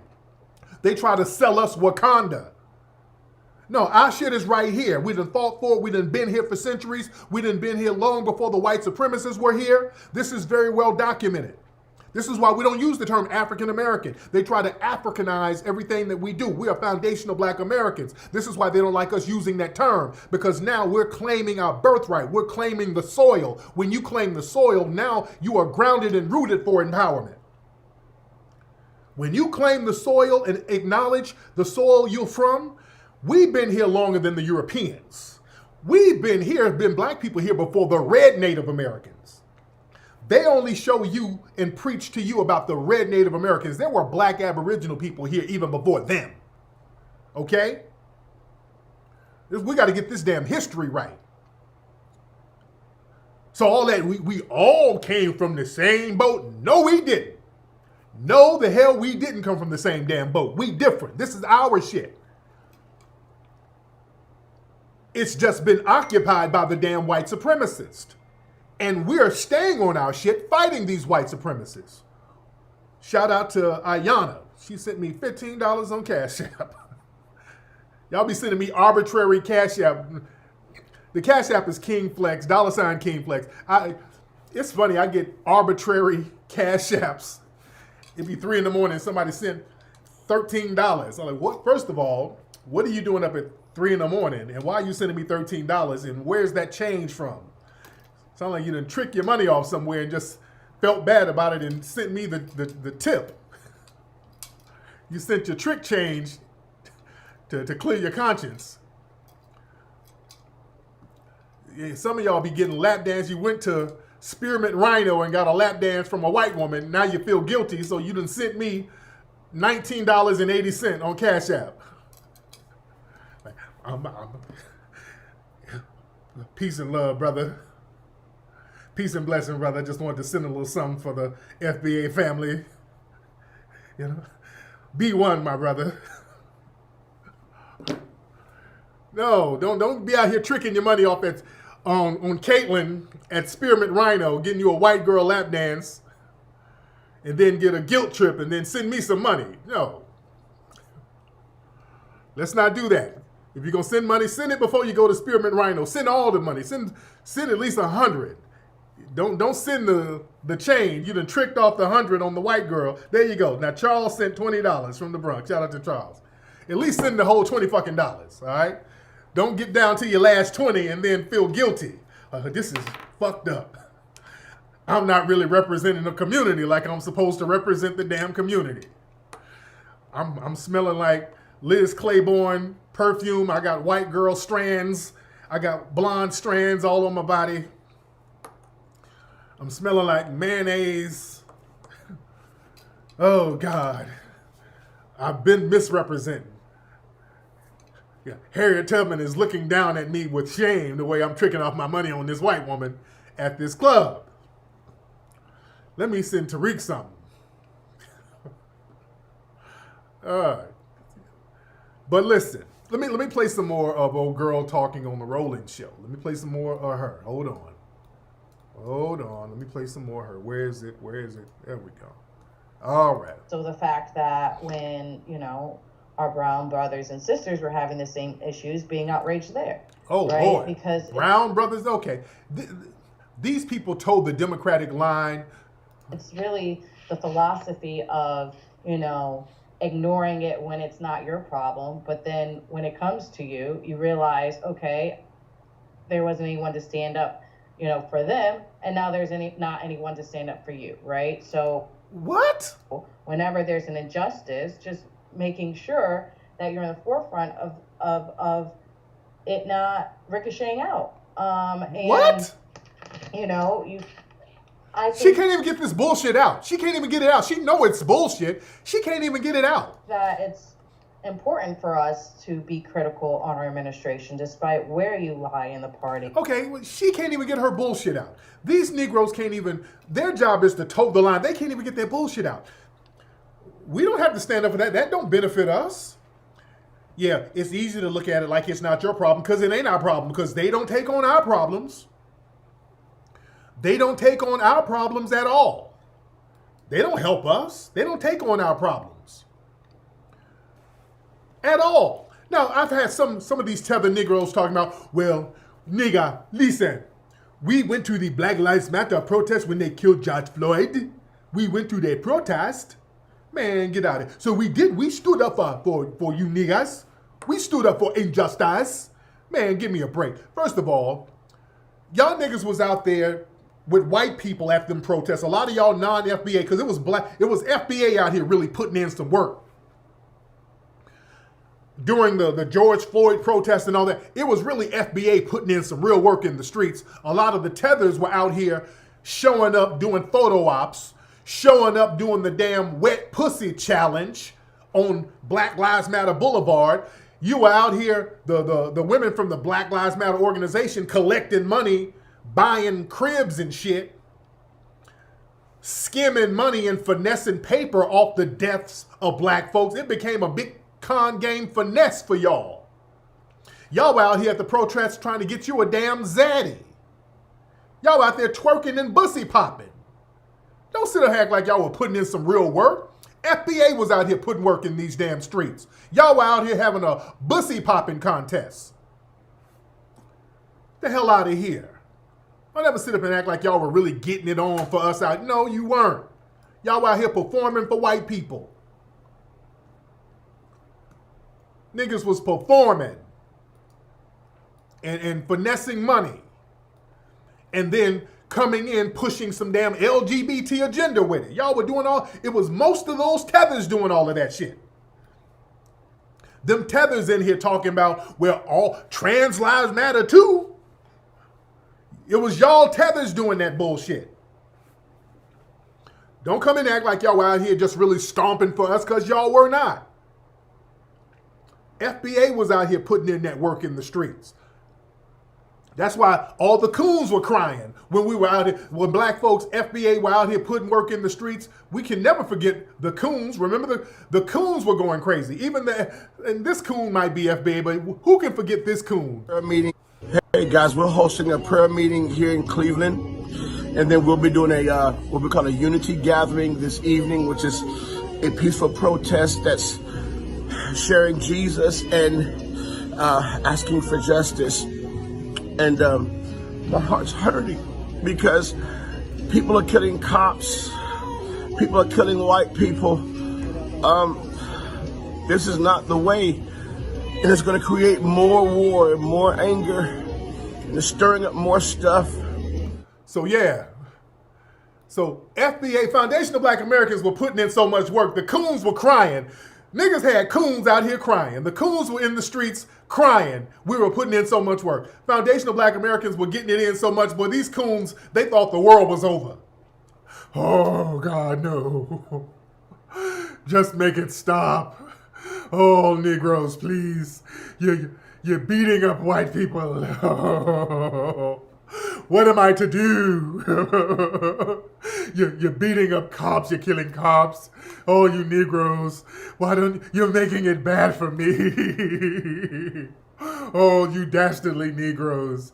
Oh, why are you harming the white people? Oh no, this must stop. You dastardly, decrepit little Negroes. This has to stop. Where might I get my next plate of butter biscuits? Oh, God. Oh. Whoa. Well, we had the coons singing the blues out here. Well, the coons didn't know what to do. They were crying for white people, nigga. We had the coons out here in the streets in tears. Niggas was putting in so much work. But family, I forgot the clip. I saw a clip because people keep getting on Roland's ass about being a non-FBA. Then Roland tried to, I don't know where the clip is, but didn't Roland try to be like, with half of my family is FBA. My family they came from slavery here in America. Didn't Roland try to say that? Because we know that half his family came from Haiti. Because he went around bragging about being Haitian. But didn't he say that another part of his family is FBA, so he's just big old fat ass anchor baby? So didn't Roland try to say he was a kind of half FBA now? Because now we done got on his ass so much. So now niggas be trying to claim their little FBA side now. Didn't Roland try to do that? Because we done got on this case. So now, because we're not letting no non-FBAs be our representative no more. So yeah, he's trying to claim FBA now. Please, I don't even believe that. In Roland's case, FBA stands for fat, black, and ashy. That's the only FBA that nigga is. I don't believe it. I don't believe he's FBA. If he's FBA, that stands for fried chicken, butter biscuits, and apple pie. That's the only FBA he is. French fries, bacon, and avocado wraps. That's what FBA stands for with Roland's ass. Because I don't believe it. Yeah, he's trying to claim FBA now. No, nigga. No, nigga. No, Roland. No, thank you. Yeah, we good on you, bro. Yeah, we real good on you. Now, don't try to claim us now. No. Nah, don't try to claim us, bro. We good on you. Do not try to claim us. We good. We are good. But anyway, y'all. Listen. Y'all need to tune in Thursday. Y'all subscribe to the channel right now. Subscribe to the channel because this Thursday, we're going to premiere the new Mink Slide video called Slide to You. Very fun video. We're going to play that this Thursday, 6 o'clock right here. Y'all need to tune in this Thursday, 6 o'clock right here. We're going to premiere the new Mink Slide videos. And our EP comes out midnight Thursday night. Y'all need to go right here. Go to iTunes. Pre-order the new Mink Slide single called Phone Down. That one's blowing up. Everybody loves Phone Down. We got like 200,000 streams on Spotify already. On the music video, we got like 150,000 views. It's going to be added to radio this week in Orlando and in Michigan. They're going to start playing it on the radio. Shout out to them. More DJs, all my radio DJs around the world. DJ Scrap Dirty, holla at me, bro. All my DJs, all my cats who work at radio stations, all my DJs, email me, info@tariqelite.com. info@tariqelite.com. All of my radio DJs, y'all holla at me so we can get this on the air, so we can get it popping. Let's get it in rotation. Some non-bussified music. We need that. We need y'all to get this in rotation at all of these stations. Did y'all see the video I posted? I have people sending me videos now doing the phone down challenge. This one dude, I don't know where he was from, but this motherfucker was getting it in. I don't know where this dude is from, but this dude was showing out with it. My nigga was getting it all the way in. Hold on. Where's this clip? Let me show y'all this clip of this dude. My nigga was killing that shit. Right here. Hold on. Let me show this dude. Hold on. This dude is eating this shit. I don't know where he's from. He has on a lavender burglary mask. I don't know where this dude is from, but he was getting it in. He looked like he's from overseas somewhere. Now, I know a lot of our music does very good overseas, but this nigga was getting it, man. Hold on.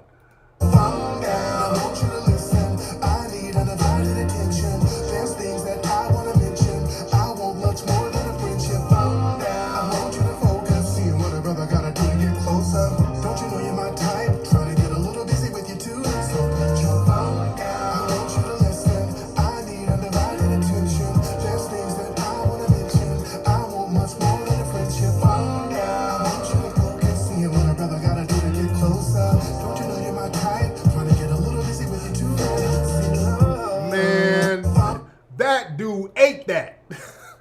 My dude ate.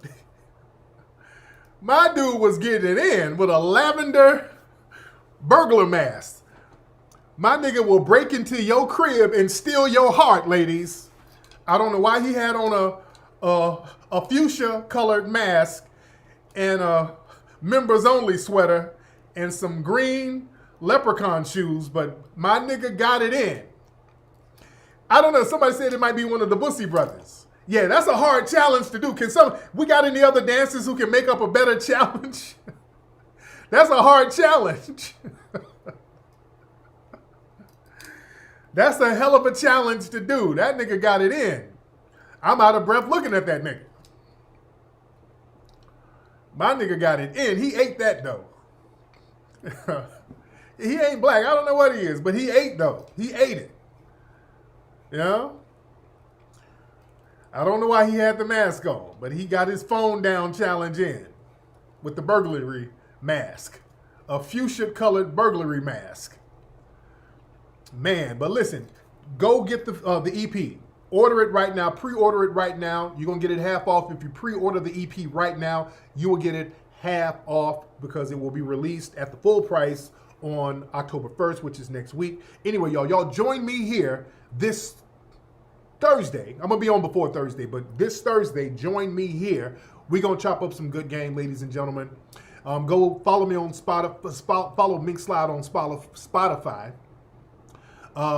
Go, again, get this EP right now. Pre-order it right now. And I'm going to holler at y'all later.